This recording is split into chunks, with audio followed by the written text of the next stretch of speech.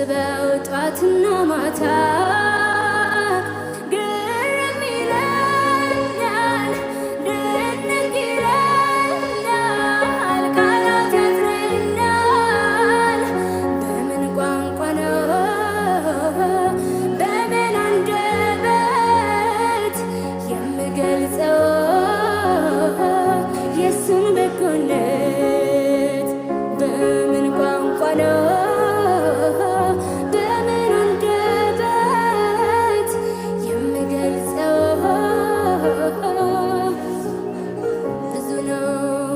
ብዙ ነው የሱ ውለታ